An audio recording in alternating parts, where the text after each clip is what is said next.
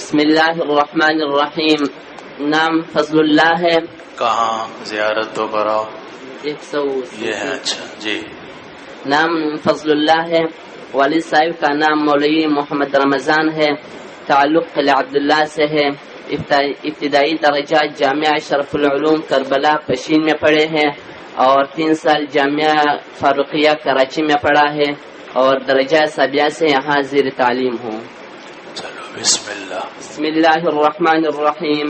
وبالسند المتصل منا إلى الإمام الهمام الحافظ الحجة أمير المؤمنين في الحديث أبي عبد الله محمد بن إسماعيل الجعفي البخاري رحمه الله قال حدثنا أحمد بن يونس قال حدثنا زهير قال حدثنا الأعمش عن شقيق عن خباب قال هاجرنا مع رسول الله رضي الله عنه وعنهم رضي الله عنه وعنهم قال هاجرنا مع رسول الله صلى الله عليه وسلم نبتغي وجه الله فوجب أجرنا على الله ومنا من مضى أو ذهب لم يأكل من أجره شيئا كان منهم مصعب بن عمير قتل يوم أحد لم يترك إلا نمرة كنا إذا غطينا بها رأسه خرجت رجلاه وإذا غطي بها رجلاه خرج رأسه فقال لنا النبي صلى الله عليه وسلم غطوا بها رأسه واجعلوا على رجله غطوا بها رأسه وجعلوا على رجله الإذخرة أو قال ألقوا على رجله من الإذخر ومنا من قد أينعت له ثمرته فهو يهدبها. بسم الله الرحمن الرحيم. الحمد لله رب العالمين.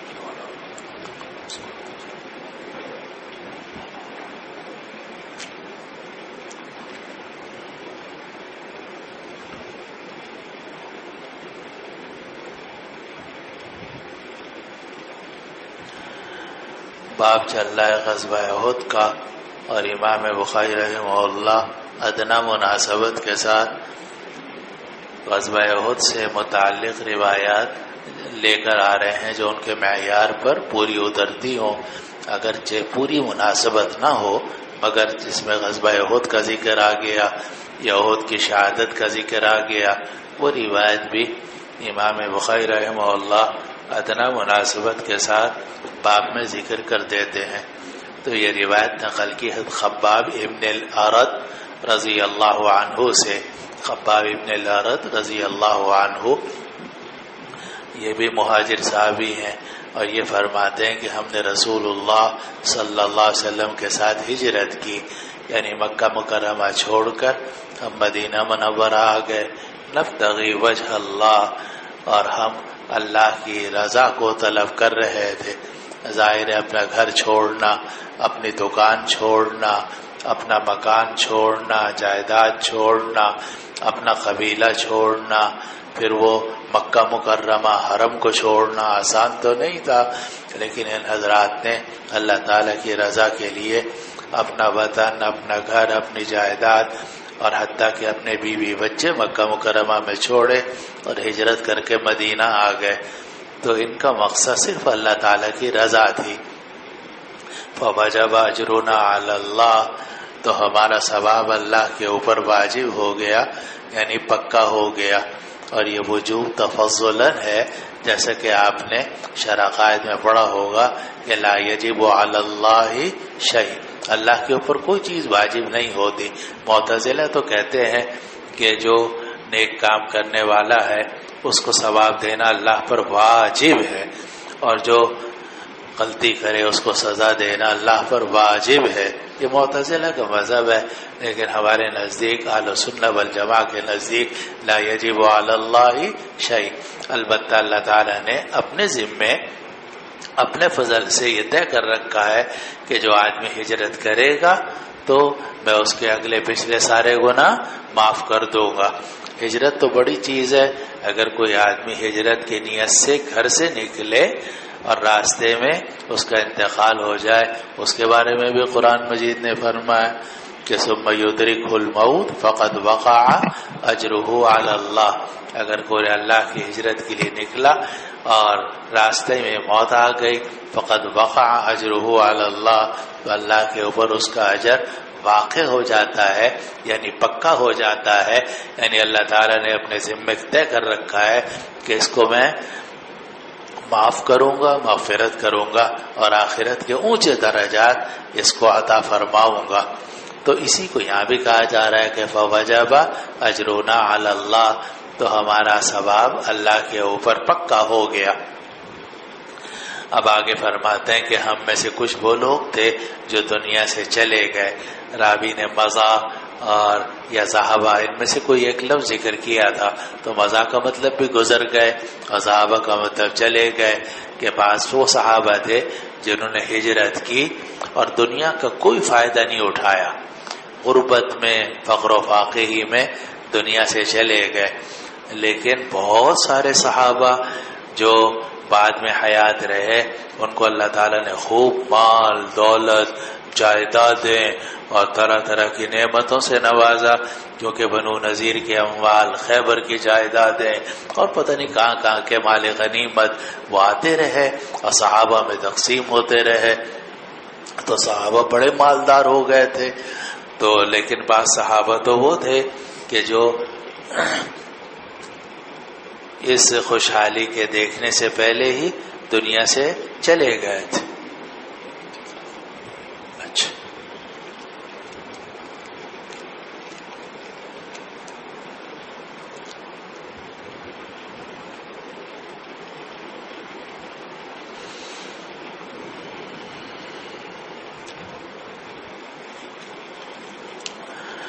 تو ہم میں سے کچھ وہ لوگ ہیں جو دنیا سے چلے گئے، لم یاکل من اجرہ شیئا، اور انہوں نے اپنے ثواب میں سے کچھ بھی نہیں کھایا. اور انہی میں سے مصعب ابن عمیر رضی اللہ عنہ بھی تھے. اور یہ وہی بات ہے جو کل بھی ہم نے عرض کی تھی کہ ہم لوگ جب نیکی کرتے ہیں تو رات کو نیکی کر کے پھر صبح کو دیکھتے ہیں کہ کوئی ہدیہ ملا یا نہیں ملا، پیسوں میں اضافہ ہوا یا نہیں ہوا، شہرت میں اضافہ ہوا یا نہیں ہوا. اور اگر یہ سب چیزیں مل جائیں تو ہم سمجھتے ہیں کہ الحمدللہ ہماری تہجد قبول ہو گئی ہے. اور اگر ان چیزوں میں کوئی اضافہ نہ ہو تو آدمی سمجھتا ہے شاید تہجد قبول نہیں ہوئی میری، یا تبلیغ قبول نہیں ہوئی، یا جہاد قبول نہیں ہوا، یا پڑھنا پڑھانا قبول نہیں ہوا، جبھی تو جناب برکت نہیں نظر آ رہی. یہ ذہن بنا ہوا ہے آپ کا بھی اور اکثر دیندار لوگوں کا. لیکن صحابہ رضوان اللہ علیہ اجمعین جو کام کرتے تھے آخرت کے لیے کرتے تھے، اور یہ سمجھتے تھے کہ دنیا میں اگر نعمتیں ملیں گی بھی تبلیغ کی وجہ سے، جہاد کی وجہ سے، تعلیم کتاب و سنت کی وجہ سے، تو کہیں ڈر ہے کہ کہیں آخرت کا جو ثواب ہے اس میں کہیں ہمارے کمی نہ ہو جائے.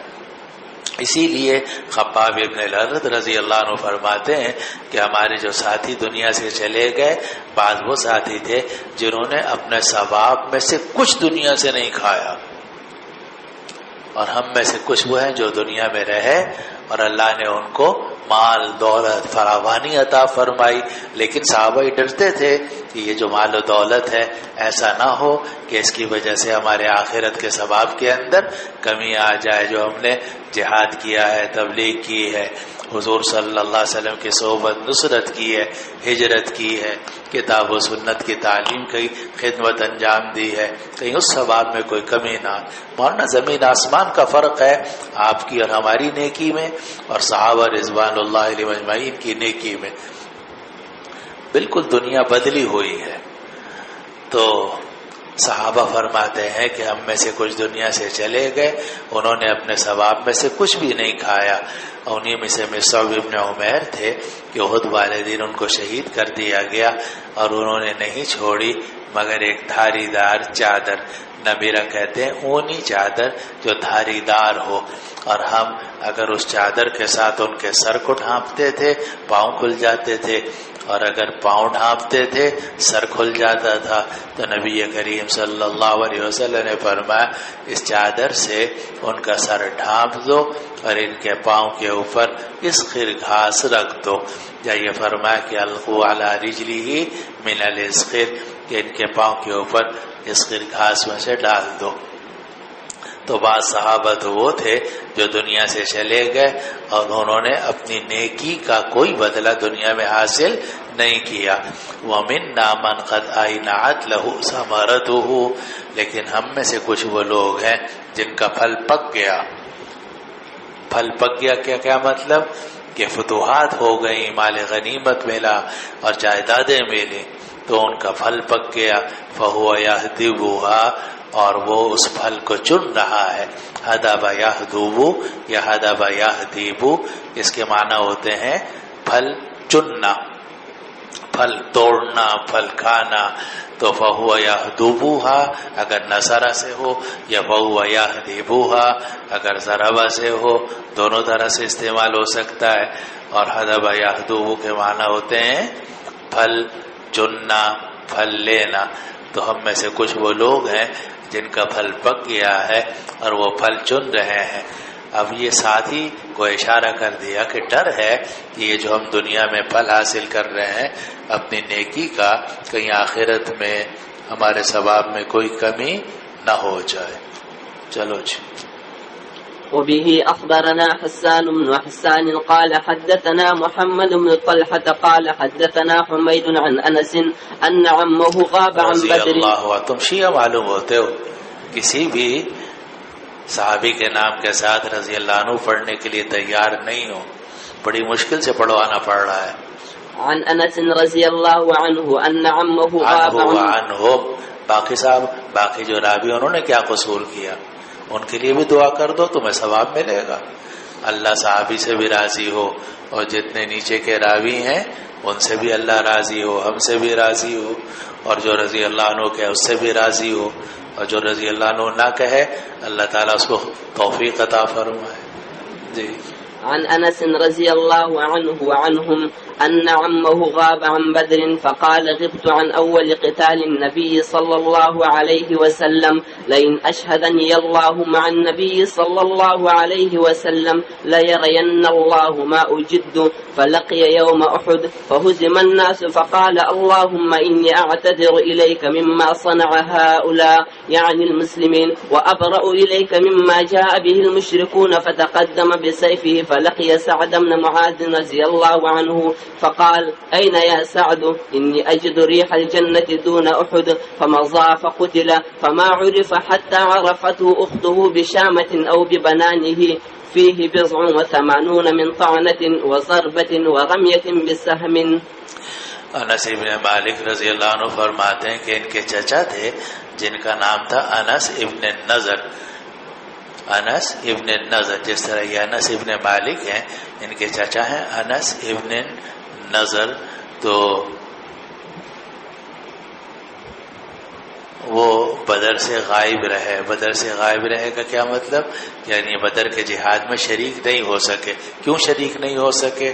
اللہ ہی کو معلوم ہے، کوئی وجہ ہو گئی ہوگی، کوئی مصروف ہوں گے، بیمار ہوں گے، یا کہیں گئے ہوئے ہوں گے. اور ویسے بھی نبی کریم صلی اللہ علیہ وسلم نے نفیر عام نہیں فرمائی تھی، اس لیے انس ابن نضر رضی اللہ عنہ بدر میں شریک نہیں ہو سکے. لیکن ان کو دکھ تھا تو فرمانے لگے کہ میں غائب رہا نبی کریم صلی اللہ علیہ وسلم کے پہلے قتال سے. اگر اللہ نے مجھے نبی کریم صلی اللہ علیہ وسلم کے ساتھ جنگ کا موقع دیا، جہاد کا موقع دیا، لَيَرَيَنَّ اللَّهُ مَا أُجِدُّ یا ما أَجِدُ. اگر اجدو ہو تو اجد یجدو کے معنی محنت سے کوئی کام کرنا. تو اگر اللہ نے مجھے موقع دیا تو اللہ دیکھے گا کہ میں محنت سے جہاد میں کیا کام کرتا ہوں.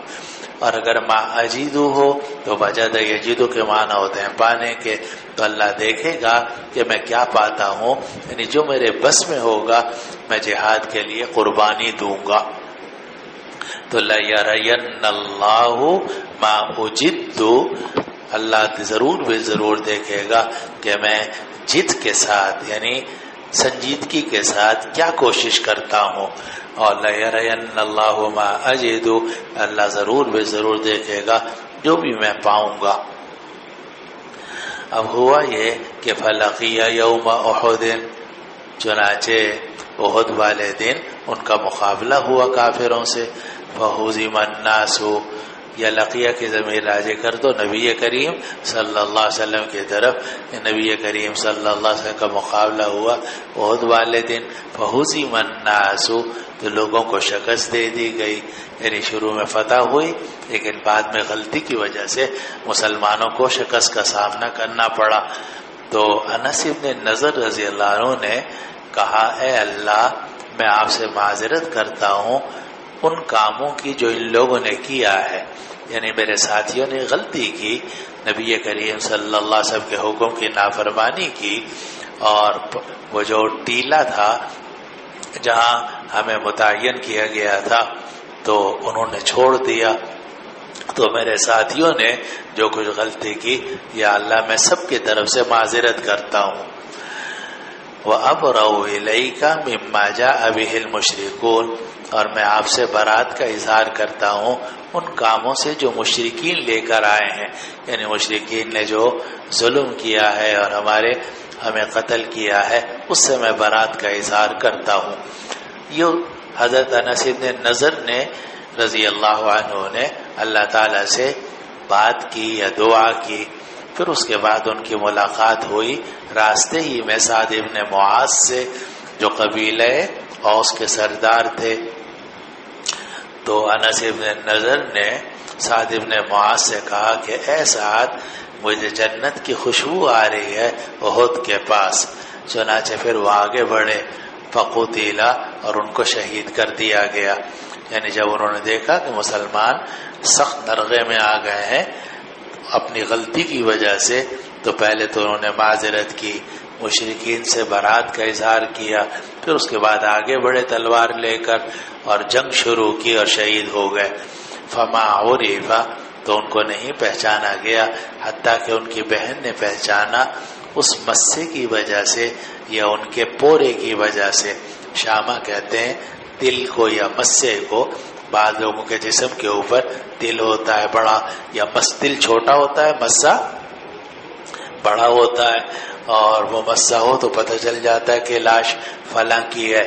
پورا جسم چھلنی تھا، اور کافروں نے چونکہ مسلح بھی کیا تھا اور آنکھ ناک کان یہ خراب کیے تھے، تو ان کی لاش کی شناخت نہیں ہو رہی تھی.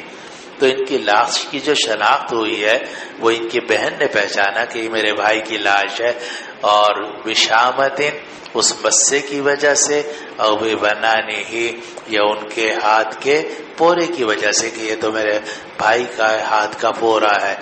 فی بضع و ثمانون من طعنۃ و ضربۃ و رمیۃ بسہم، اور اس میں 80 سے زیادہ ان کی میت کے اندر 80 سے زیادہ زخم تھے.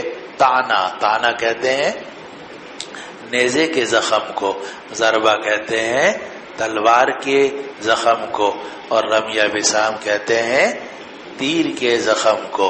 گویا 80 سے زیادہ زخم تھے نیزوں کے، تلوار کے اور تیروں کے جو ان کے جسم پر لگے تھے. پورا جسم ان کا چھلنی ہو گیا تھا. نام اقرا.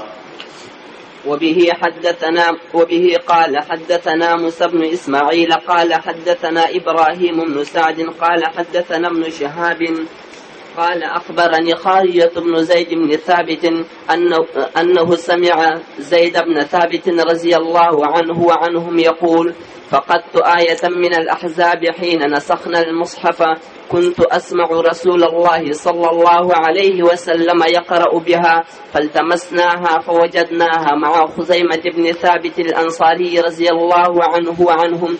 أعوذ بالله من الشيطان الرجيم. بسم الله الرحمن الرحيم. من المؤمنين رجال صدقوا ما عاهدوا الله عليه فمنهم من قضى نحبه ومنهم من ينتظر فألحقناها في سورتها في المصحف.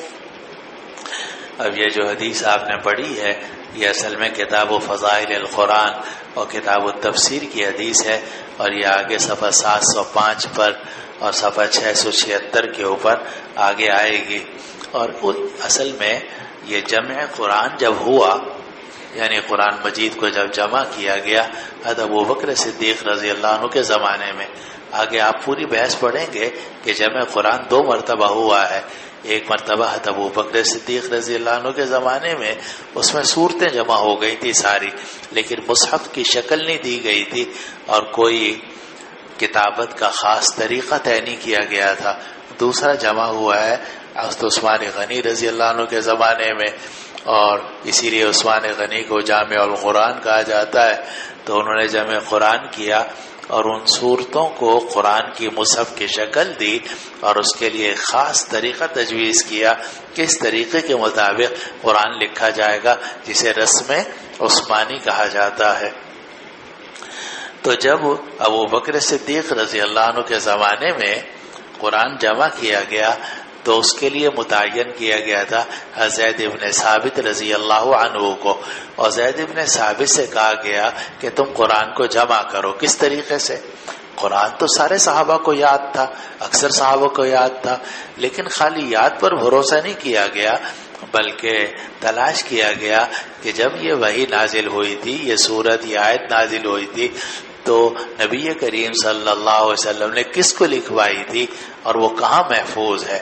چنانچہ وہ لکھی ہوئی آیتیں لائی جاتی تھیں اور اس پر گواہی لی جاتی تھی کہ یہ نبی کریم صلی اللہ علیہ وسلم نے آیتیں لکھوائی تھیں، اور وہ آیتیں صحابہ کو پہلے سے یاد تھیں، تو وہ حفظ کا موازنہ کیا جاتا تھا لکھی ہوئی آیتوں کے ساتھ، اور پھر اس کے بعد اس کو اس کی صورت کے اندر لکھ لیا جاتا تھا، کیونکہ آیتیں سب علیحدہ علیحدہ لکھی ہوئی تھی، باقاعدہ صورت کی شکل میں نہیں تھی۔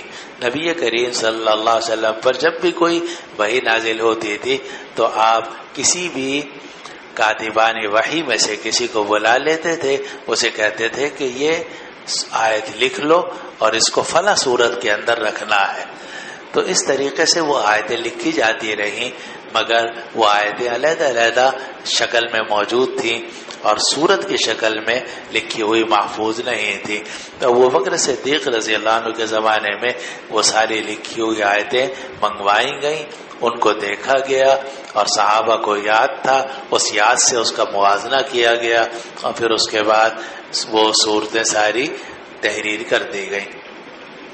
جب یہ آیتیں منگوائی گئیں، ایک آیت نہیں مل رہی تھی، وہ سورۃ الاحزاب کی، اور آگے آئے گا ایک یہ آیت نہیں مل رہی تھی، دوسرا سورہ توبہ کی آیت نہیں مل رہی تھی، لقد جاءکم رسول من انفسکم عزیز علیہ ما عنتم حریص علیکم بالمؤمنین رؤوف الرحیم، وہ آیت دیر میں ملی، اور اسی طرح یہ آیت نہیں مل رہی تھی من المؤمنین رجال صدقوا ما عاهدوا اللہ علیہ، سب کو یاد تھی اور یہ بھی معلوم تھا کہ یہ فلاں سورت کی آیت ہے، لیکن لکھی ہوئی نہیں مل رہی تھی، یہاں تک کہ یہ آیت من المؤمنین رجال صدقوا یہ ملی ہے حضرت خزیمہ ابن ثابت الانصاری رضی اللہ عنہ کے پاس سے۔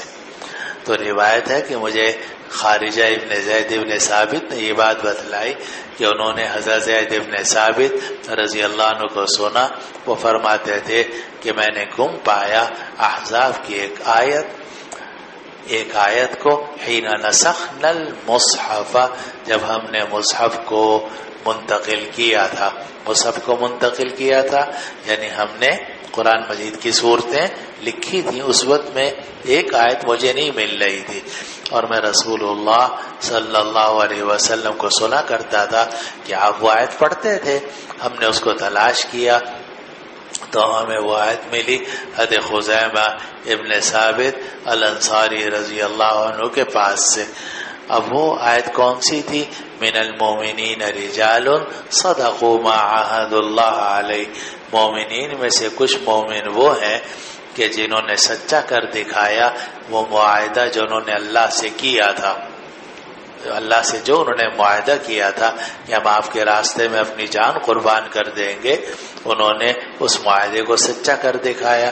فَمِنْهُمْ مَنْ قَضَى نَحْبَهُ، پھر ان میں سے کچھ وہ ہیں جنہوں نے اپنی نظر کو پورا کر لیا، یعنی ان کی شہادت ہو گئی۔ وَمِنْهُمْ مَنْ يَنْتَظِرُ، اور کچھ وہ لوگ ہیں جو انتظار کر رہے ہیں آخرت میں جانے کا کہ وہاں جائیں گے تو ہمیں نعمتیں ملیں گی۔ تو من المومنین رجال صدقوا ما عاهدوا اللہ علیہ، تمام صحابہ اس معاہدے کے اندر سچے رہے، بیعت کے اندر سچے رہے۔ بعض صحابہ جو تھے انہوں نے اپنی نظر پوری کر لی۔ نظر پوری کر لی کا کیا مطلب؟ ان کو شہادت مل گئی۔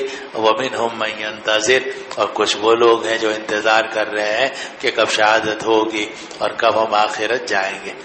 تو یہ ادنا مناسبت کے ساتھ امام بخاری رحمہ اللہ نے یہاں ذکر کی۔ اور یہ بھی آتا ہے کہ انس ابن مالک فرماتے تھے کہ میرے جو چچا ہیں انس ابن النضر، وہ بھی ان لوگوں میں سے شامل ہیں جو منہم من قضا نحبہ ہیں، کہ جنہوں نے اپنی نظر پوری کر لی تھی اور جو کچھ انہوں نے اللہ سے معاہدہ کیا تھا وہ سچا کر دکھایا۔ کیونکہ انس ابن النضر نے اللہ تعالیٰ سے معاہدہ کیا تھا کہ اگر کوئی مجھے جہاد میں موقع ملے گا تو لَيَرَيَنَّ اللَّهُ مَا أُجِدُّ لَيَرَيَنَّ اللَّهُ مَا أَجِدُ۔ تو جو معاہدہ انہوں نے کیا تھا اللہ سے، اس معاہدے کو انہوں نے سچا کر دکھایا۔ اللہ اکبر۔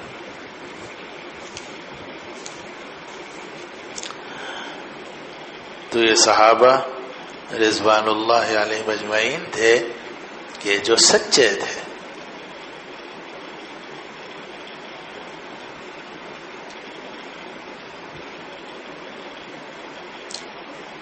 چلو جی آگے۔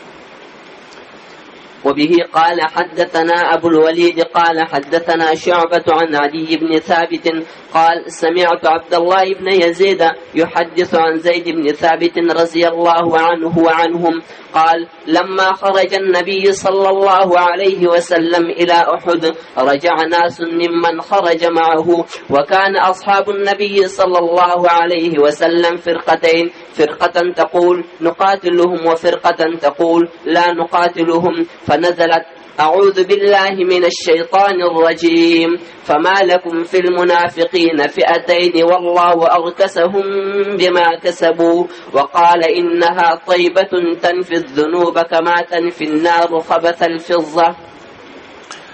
زید بن ثابت رضی اللہ عنہ فرماتے ہیں کہ جب نبی کریم صلی اللہ علیہ وسلم احد پہاڑ کی طرف نکلے، یعنی غزوہ احد کے لیے، خرج ناس ممن خرج معه، تو جو لوگ آپ کے ساتھ جہاد کے لیے نکلے تھے اس میں سے کچھ لوگ واپس آ گئے، 1/3 جو منافق تھے یا منافقوں کے ساتھ ہو گئے وہ واپس آ گئے، عبداللہ ابن ابی رئیس المنافقین اور ان کے ساتھی۔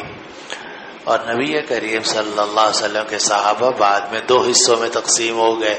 ایک حصہ کہہ رہا تھا کہ اب ہم ان سے بھی قتال کریں گے جنہوں نے مصیبت کے وقت میں ہمیں چھوڑ دیا تھا، اور فرقۃ تقول لا نقاتلہم، اور دوسری جماعت کہتی تھی کہ نہیں ہم ان سے قتال نہیں کریں گے کیونکہ ظاہراً یہ کلمہ پڑھتے ہیں۔ آیت نازل ہو گئی فما لکم فی المنافقین فئتین واللہ ارکسہم بما کسبوا، تمہیں کیا ہو گیا کہ تم منافقوں کے بارے میں 2 گروہوں کے اندر تقسیم ہو گئے، واللہ ارکسہم بما کسبوا، اور اللہ نے ان کو واپس کر دیا ان کے اعمال کی وجہ سے، کیونکہ وہ نفاق تھا ان کی طبیعت میں، تو اللہ نے مناسب نہیں سمجھا کہ ان کو جہاد میں شرکت کا موقع ملے، تو اللہ نے ان کو واپس کر دیا ان کے برے اعمال کی وجہ سے، ان کے نفاق کی۔ اسی لیے غزوہ بدر اور غزوہ احد میں صرف وہ حضرات شریک ہوئے ہیں جو مومنین، صادقین، مخلصین فی الاسلام تھے، منافق کوئی بھی نہیں آیا، اور جو منافق نکلے تھے وہ بھی واپس آ گئے۔ اس کو قرآن نے کہا واللہ ارکسہم بما کسبوا، اللہ نے ان کو واپس کر دیا ان کے اعمال کی وجہ سے۔ آگے رسول اللہ صلی اللہ علیہ وسلم کا جملہ نقل فرمایا گیا کہ آپ نے فرمایا انہا طیبۃ تنفی الذنوب، کہ مدینہ تو مدینہ طیبہ ہے، پاکیزہ ہے، اور یہ گناہوں کو دور کر دیتا ہے، کما تنفی النار خبث الفضہ، جیسے کہ آگ چاندی کے کھوٹ کو دور کر دیتی ہے۔ اگر آپ سونے اور چاندی کو صاف کرنا چاہیں مٹی سے تو اس کو آگ میں تپایا جاتا ہے تو مٹی علیحدہ ہو جاتی ہے اور سونا علیحدہ ہو جاتا ہے۔ اسی طریقے سے مدینے میں آ کر مومن علیحدہ ہو جاتا ہے اور منافق علیحدہ ہو جاتا ہے. تو مدینہ جو ہے وہ طیبہ ہے اور وہ صاف کر دیتا ہے گناہوں کو بھی، نفاق کو بھی اور منافقوں کو بھی. یہ ایک تفسیر ہے اس آیت کی جو بخاری کی روایت سے معلوم ہوتی ہے. لیکن اس کی دوسری تفسیر بھی ہے جو آپ پڑھیں گے انشاءاللہ تعالی ترمذی جلد ثانی کے اندر، وہاں بھی کتاب التفسیر ہے.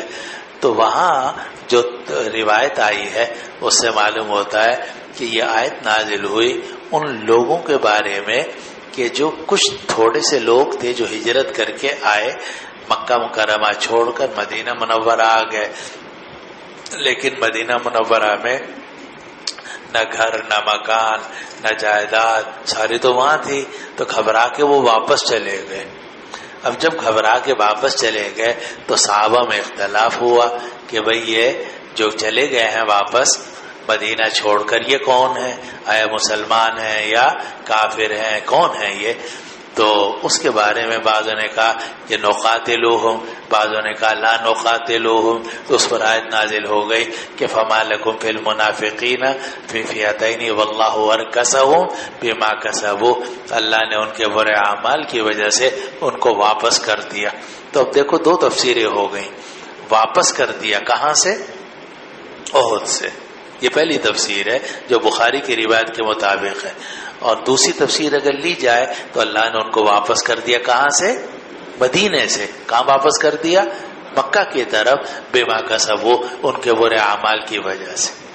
اور یہ جو آگے نبی کریم صلی اللہ علیہ وسلم کا جملہ حدیث میں آ رہا ہے، اس سے اس دوسری تفسیر کی تائید ہوتی ہے جو ترمذی میں آئی ہے. کیونکہ آپ نے فرمایا ہے کہ انہا طیبہ، مدینہ تو طیبہ ہے، تنفی الذنوب، یہ گناہوں کو نکال دیتا ہے، یعنی گناہگاروں کو یہاں سے نکال دیتا ہے.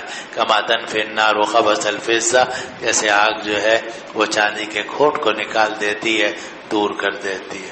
بہرحال دونوں تفسیریں ہو سکتی ہیں. اور یہ بھی آپ پڑھ چکے ہیں کہ بسا اوقات دو واقع ہوتے ہیں، آیت ایک ہی نازل ہوتی ہے تو یہ کہا جاتا ہے نزلت فی قضا، دوسرے کہتے ہیں نہیں نزلت فی قضا. تو وہ بھی ٹھیک ہے اور یہ بھی ٹھیک ہے. تو اس کے بارے میں بھی نازل ہوئی، اس کے بارے میں بھی نازل ہوئی. کبھی ایسا ہوتا ہے کہ نازل تو ہوئی تھی ایک کے بارے میں، لیکن جب دوسرا واقعہ آیت کے نازل ہونے کے بعد پیش آیا وہ آیت اس پر بھی فٹ ہو گئی، صادق آ گئی. تو پھر صحابہ کہتے ہیں نزلت فی قضا، پھر کہتے ہیں نزلت فی قضا. یہ بھی ٹھیک، لڑنے کی ضرورت نہیں. ہر بات میں جھگڑا کرنے کی ضرورت، جمع ہو سکتا ہے، اس لیے ہر بات میں اختلاف کرنے کی ضرورت نہیں. دونوں باتیں صحیح ہیں. چلو جی. باب اعوذ باللہ من الشیطان الرجیم اذ همت طائفتان منکم ان تفشلا واللہ ولیہما وعلی اللہ فلیتوکل المؤمنون. اعوذ باللہ بسم اللہ پڑھنا بات ساتھی پڑھ رہے ہیں، بات ساتھی نہیں پڑھ رہے، کون سا صحیح ہے؟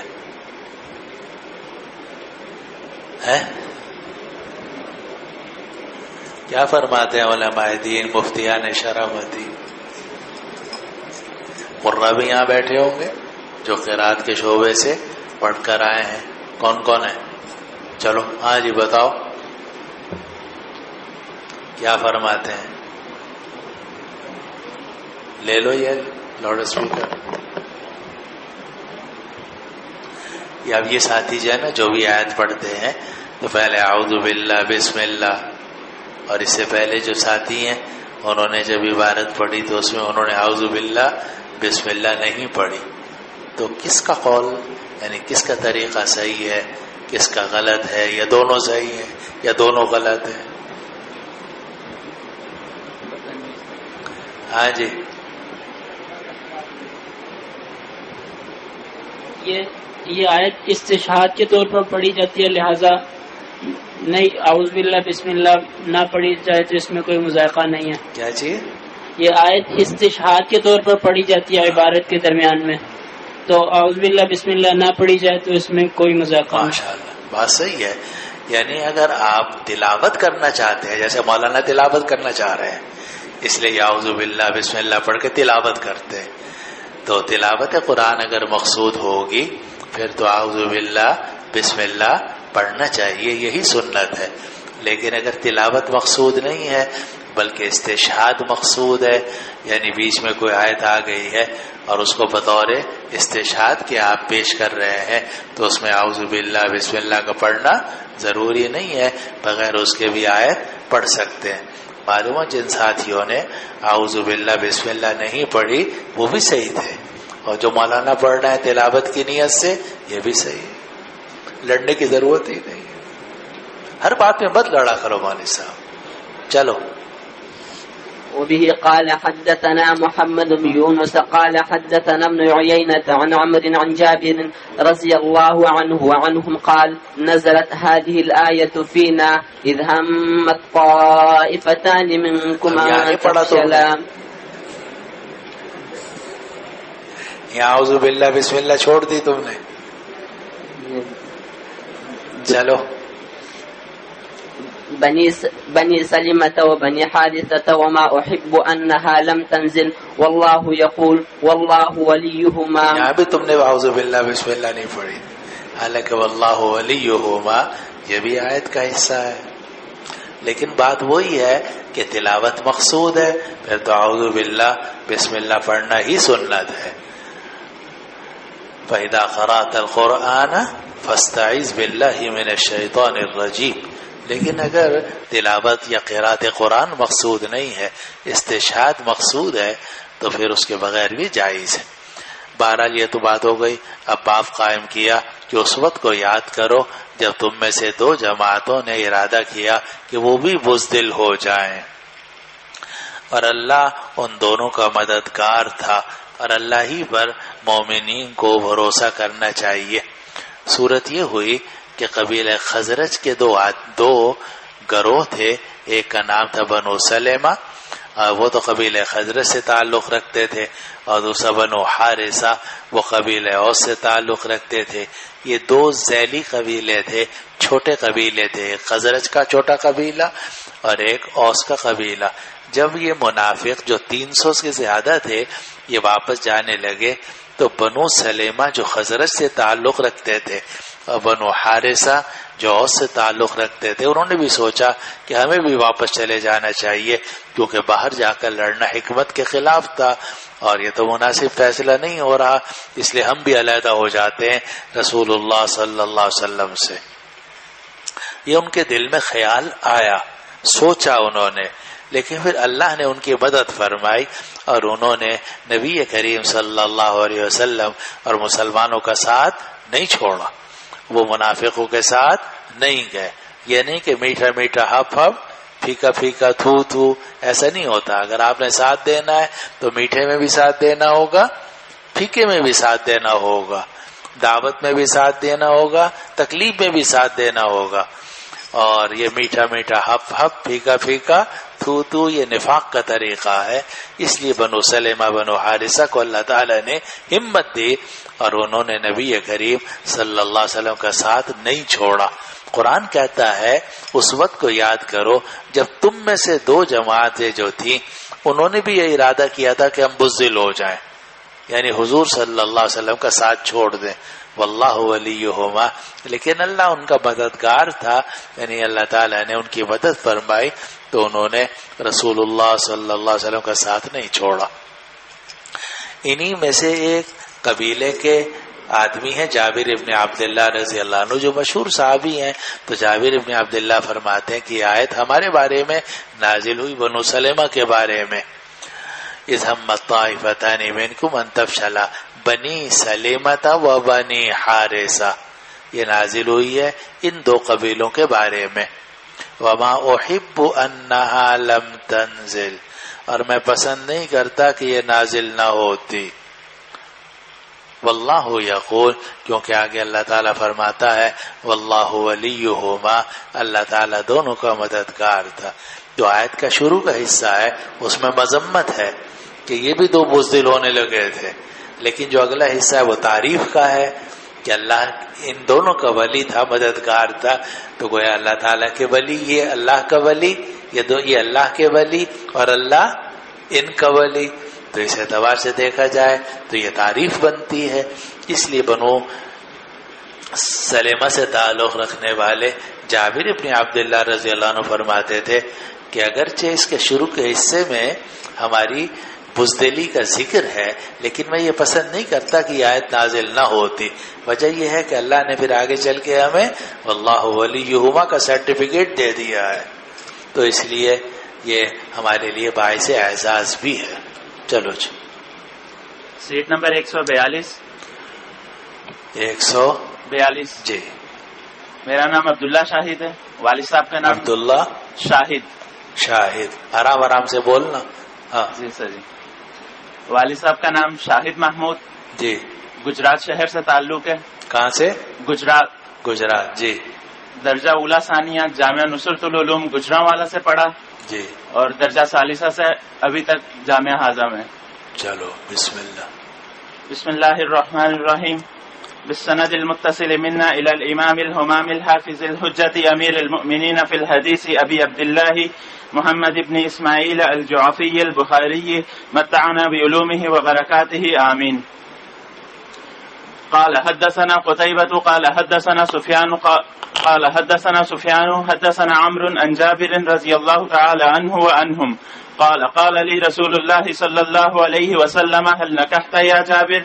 قلت نعم. قال ماذا أبكرا أم ثيبا؟ قلت لا بل ثيبا. قال فهل لا جارية تلاعبك؟ قلت يا رسول الله إن أبي قتل يوم أحد وترك 9 بنات وكن لي 9 أخوات فكرهت أن أجمع إليهن جارية خرقاء مثلهن ولكن امرأة تمشطهن وتقوم عليهن.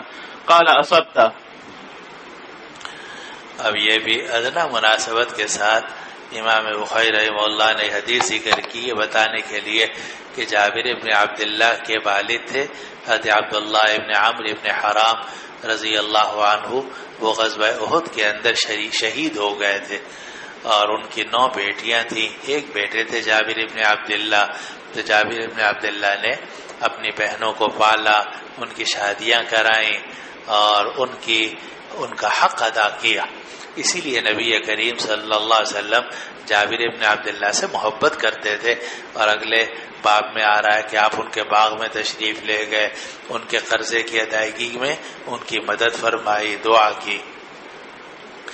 تو جابر ابن عبداللہ کے والد ہیں حضرت عبداللہ، تو وہ ان کے والد شہید ہو گئے تھے. تو راوی کہتے ہیں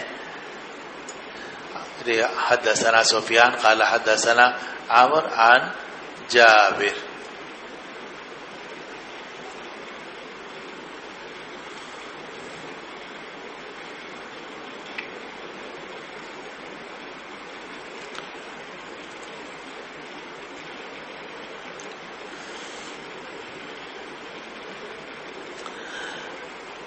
تو جابر ابن عبداللہ رضی اللہ عنہ فرماتے ہیں کہ مجھ سے رسول اللہ صلی اللہ علیہ وسلم نے فرمایا اے جابر کیا تم نے نکاح کر لیا؟ میں نے کہا جی ہاں. فرمایا کہ کس سے نکاح کیا، کنواری سے یا سیبہ سے؟ میں نے کہا کہ نہیں، میں نے کنواری سے نہیں کیا بلکہ سیبہ سے کیا ہے. آپ نے فرمایا تم نے کیوں شادی نہیں کی کسی لڑکی سے جو تم سے کھیلتی، تم اس سے کھیلتے؟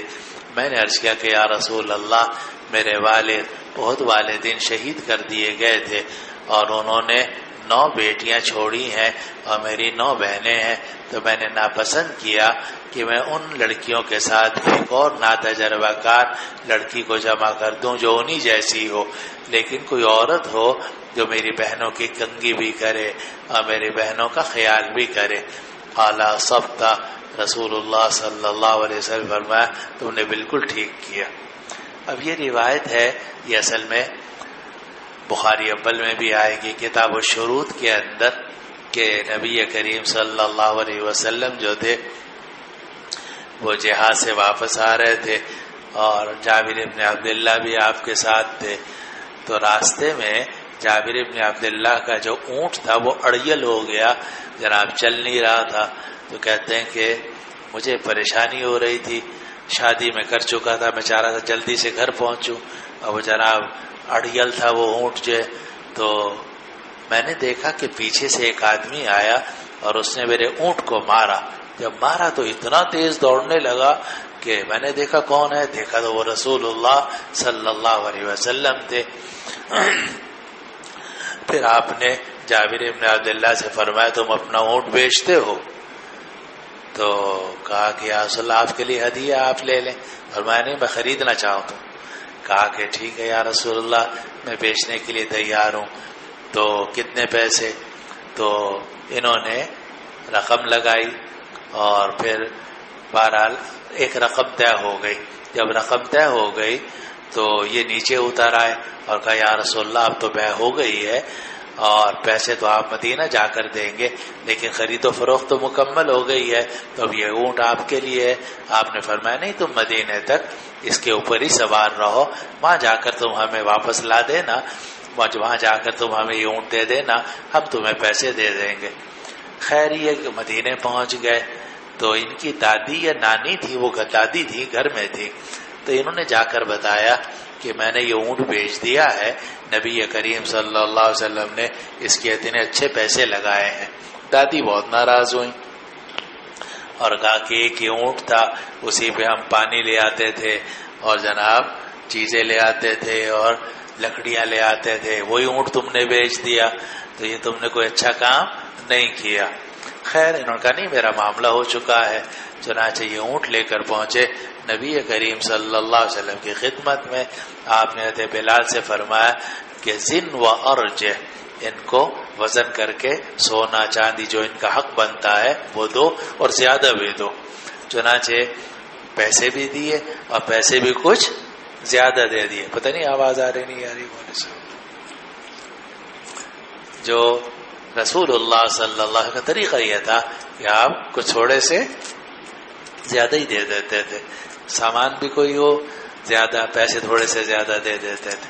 تو آپ نے جابر بن عبداللہ کو پیسے بھی دیے، کچھ زیادہ ہی دیے۔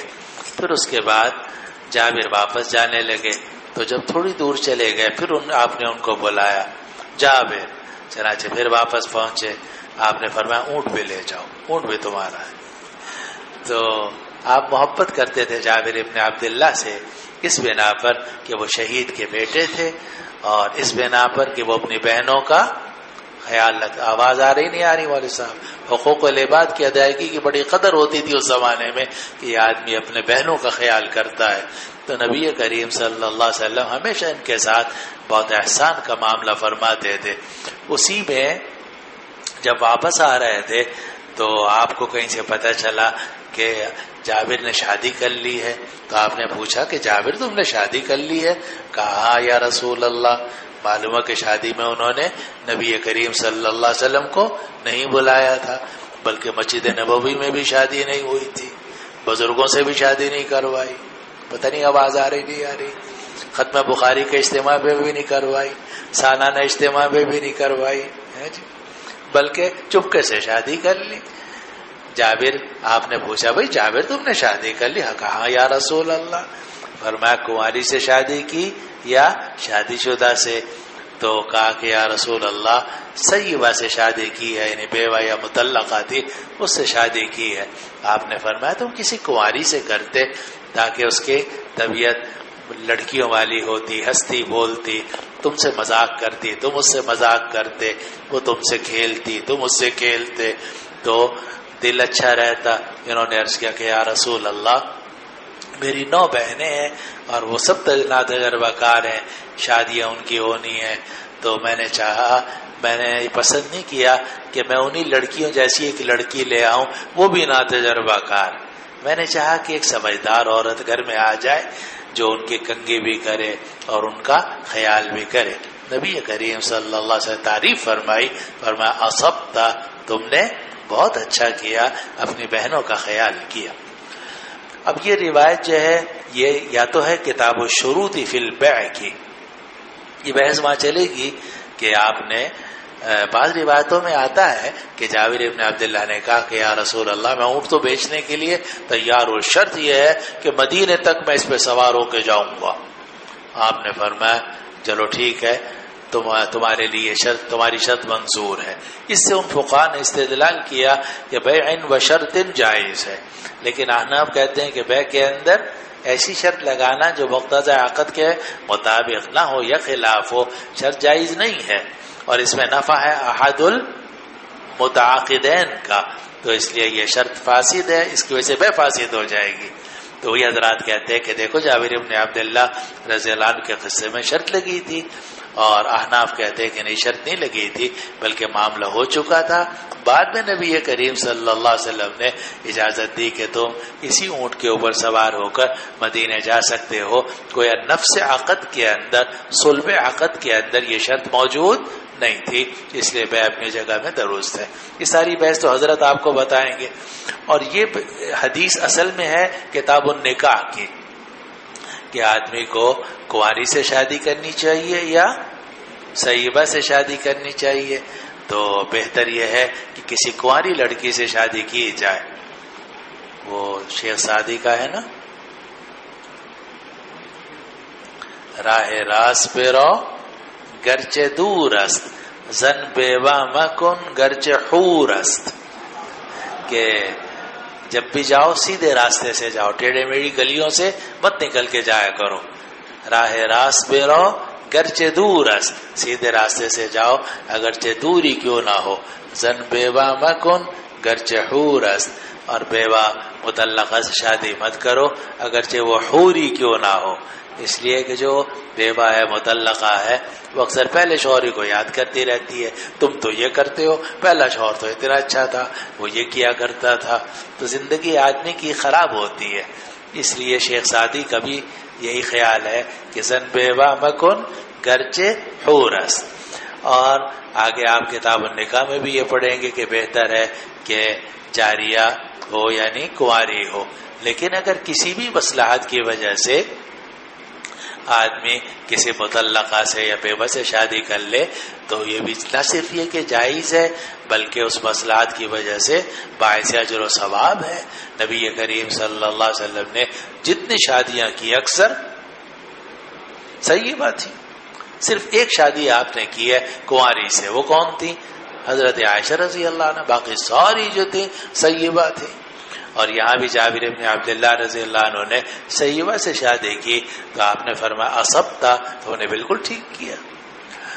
اب یہ روایت ہے کہ مجھ سے رسول اللہ صلی اللہ علیہ وسلم نے فرمایا، اے جابر کیا تم نے نکاح کر لیا؟ میں نے کہا کر لیا۔ معلوم ہوا کہ ختم بخاری کے اجتماع میں نکاح کرنا کوئی ضروری نہیں، تبلیغ اجتماع میں نکاح کرنا کوئی ضروری نہیں، کسی بزرگ سے نکاح ضرور پڑھوانا کوئی ضروری نہیں۔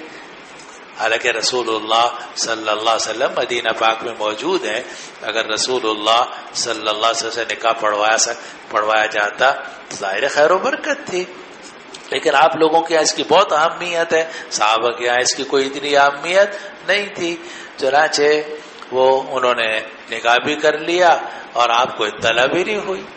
تو میں نے کہا جی میں نے نکاح کر لیا ہے۔ فرمایا ماذا ابکرن ام سیبن، یہ کیا ہے؟ اور یہ جو ہے نا مولانا کہ فلاں مجلس میں ہو فلاں، یہ سب ڈرامے ہیں آپ لوگوں کے، کہ میرا نکاح جو ہے نا وہ فلاں میں ہوا تھا اور یوں ہوا تھا، یہ سب وہ اپنے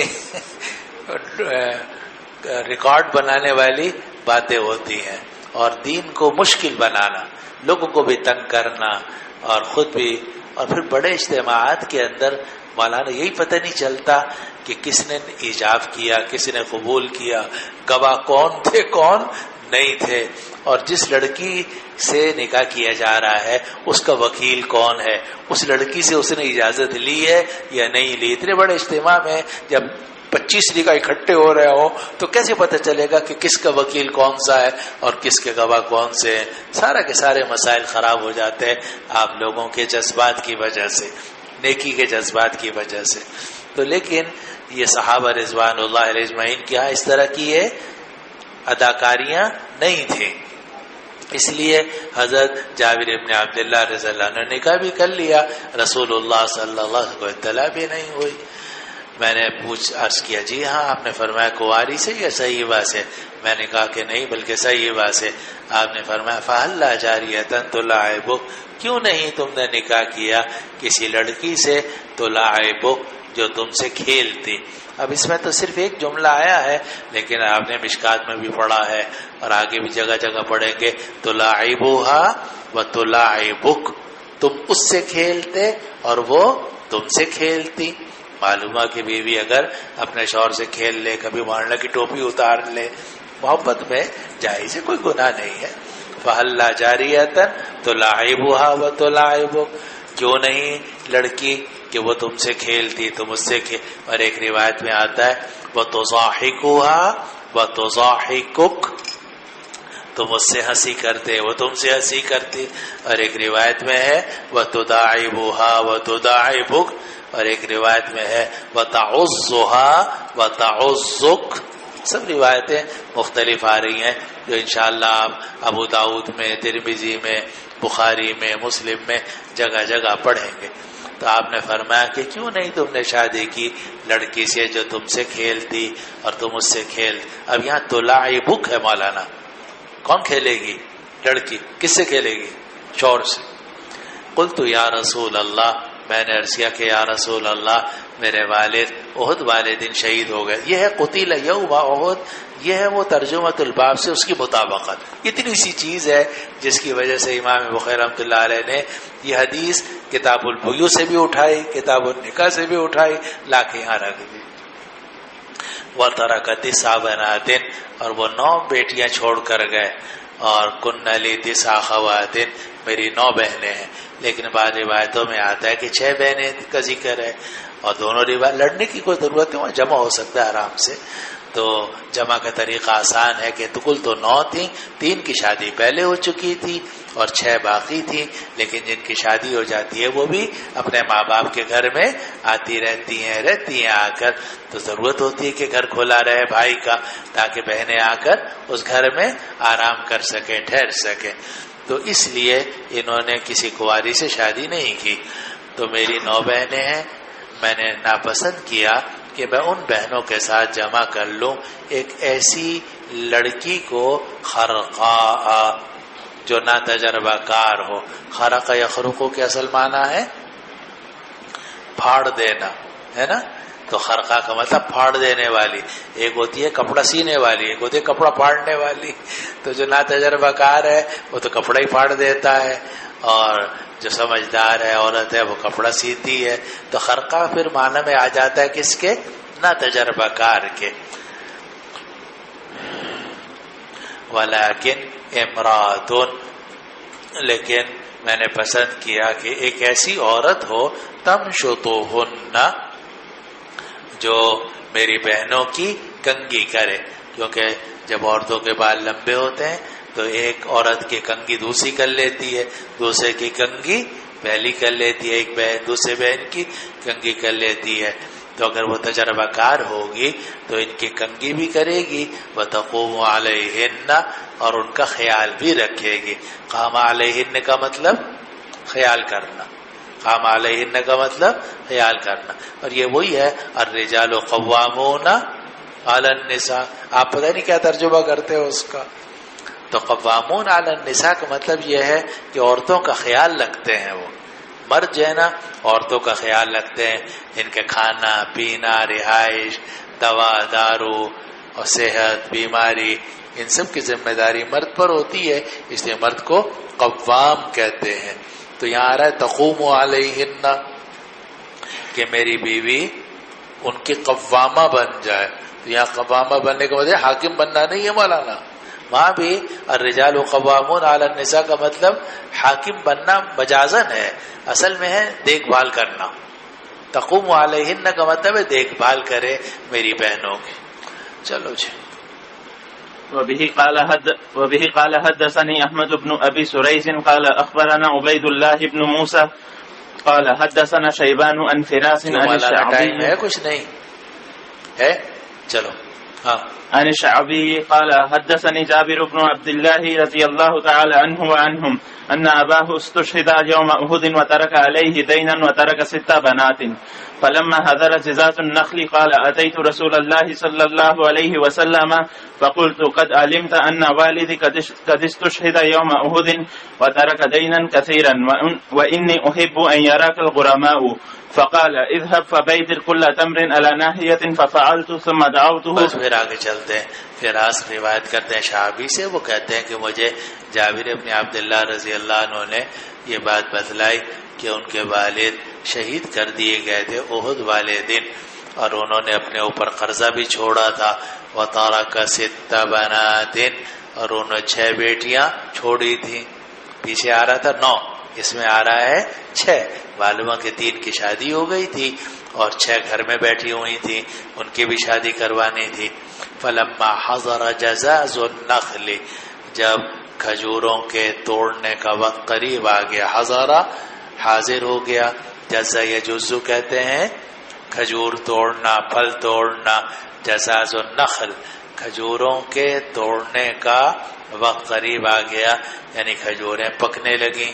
قال, جابر کہتے ہیں کہ میں رسول اللہ صلی اللہ علیہ وسلم کی خدمت میں حاضر ہوا. میں نے عرض کیا کہ آپ کو معلوم ہے کہ میرے والد احد والے دن شہید ہو گئے تھے اور انہوں نے بہت سارا قرضہ چھوڑا ہے, اور میں پسند کرتا ہوں کہ قرض خواہ آپ کو دیکھیں. قرض خواہ آپ کو دیکھیں یعنی وہ قرض خواہ بہت سخت ہیں اور وہ میری جان کھا رہے ہیں, کہتے ہیں قرضہ دو قرضہ دو, آپ آ جائیے. تو جب پیداوار کٹے گی تو سارے قرض خواہ آ جائیں گے کہ ساری پیداوار ہمارے حوالے کرو اور ہمارا قرضہ پہلے ادا کرو. آپ آ جائیے, آپ کو دیکھ کے ہو سکتا ہے کہ وہ قرض خواہ کچھ نرمی کر دیں, مجھے کچھ مہلت دے دیں کہ میں کچھ قرضہ ان کو فوری دے دوں اور کچھ قرضہ بعد میں دے دوں, کیونکہ انہوں نے اپنی بہنوں کو بھی پالنا تھا, گھر کا خرچہ بھی چلانا تھا. تو چاہتے تھے کہ ساری پیداوار قرضوں میں نہ جائے, کچھ میرے پاس بھی بچ جائے. اس لیے نبی کریم صلی اللہ علیہ وسلم سے عرض کیا کہ میں پسند کرتا ہوں کہ قرض خواہ آپ کو دیکھ لیں. آپ نے فرمایا اذهب فبیدر کل تمر علی ناحیۃ, تم جاؤ اور ہر کھجور کو علیحدہ علیحدہ ایک کنارے پر ڈھیر بنا دو. بیدر اس کے معنی ہوتے ہیں ڈھیر بنانے کے. تو اب باغ جو ہوتا ہے نا, اس میں طرح طرح کے کھجوروں کے درخت ہوتے ہیں, کوئی عجوا ہے, کوئی برنی ہے, کوئی فلاں ہے, کوئی فلاں ہے. تو نبی کریم صلی اللہ علیہ وسلم نے فرمایا ہر قسم کی جو کھجور ہے اس کا ڈھیر علیحدہ بنا دو. عجوا کا ڈھیر علیحدہ, برنی کا علیحدہ اور سکری کا علیحدہ, مختلف ڈھیر بنا دو. ففعلت, راوی کہتے ہیں جابر ابن عبداللہ, میں نے ایسا ہی کیا. ثم دعوتہ, پھر میں نے آپ کو بلایا. فلما نظروا الیہ, پھر جب میرے قرض خواہوں نے حضور کو دیکھا, کانہم اغروا بی تلک الساعہ, گویا کہ ان کو اس وقت میں میرے اوپر چڑھا دیا گیا. یعنی ویسے تو ٹھیک ٹھاک تھے, لیکن جب نبی کریم صلی اللہ علیہ وسلم کو انہوں نے دیکھا تو اور غصے میں آ گئے, سیخ پا ہو گئے. اچھا یہ حضور کو لے کر آیا ہے تاکہ ہمارا قرضہ جو ہے نا ٹل جائے, یہ ان کو خیال ہوا.